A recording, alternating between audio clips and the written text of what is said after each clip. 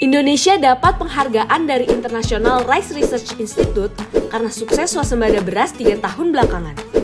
Jadi rame deh. Ada yang kasih apresiasi, tapi ada juga sih yang malah nyinyir. Emang apa sih nggak boleh? Sombong amat. Ngomong-ngomong, pada paham nggak sih swasembada beras itu apa?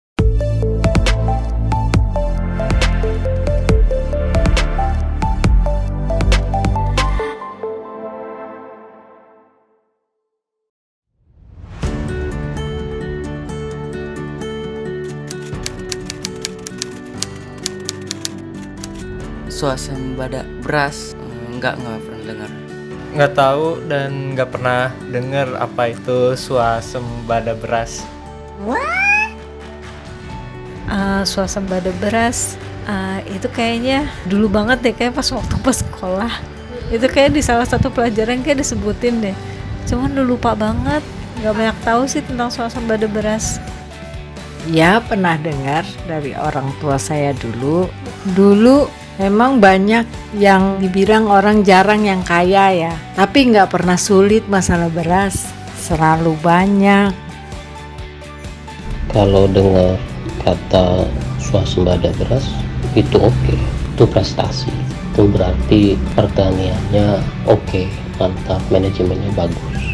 Karena swasembada beras itu maknanya kita mampu memproduksi beras secara mandiri, kita mampu menyediakan beras sendiri tanpa harus impor, tanpa harus beli, tanpa harus minta bantuan pihak lain.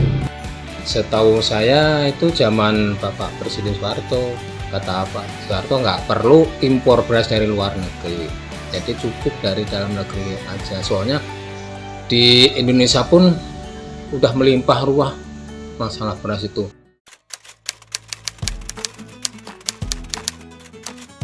Enggak sih, baru dengar pertama kali. Nggak pernah dengar sekalipun.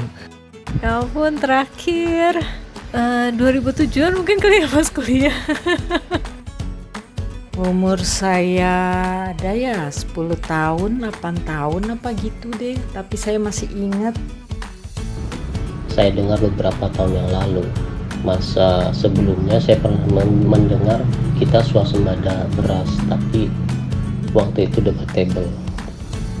Nah, kalau sekarang swasembada beras itu memang cukup valid karena dia diakui oleh lembaga internasional, oleh lembaga di bawah naungan PBB bahkan. Waktu saya itu zaman itu masih SMP kelas 3 tahun 1982. Istilah swasembada beras sempat populer loh di zaman pemerintahan Presiden Soeharto di tahun 1985 hingga 1986. Tapi setelah itu, produksi beras tak mampu mengikuti tingkat konsumsi dan terpaksa harus mengimpor lagi. Swasembada beras baru kita capai lagi di tahun 2019 hingga 2021. Menurut ketentuan Badan Pangan Dunia atau FAO, sebuah negara disebut mencapai swasembada beras jika mampu memproduksi minimal 90% kebutuhan dalam negerinya.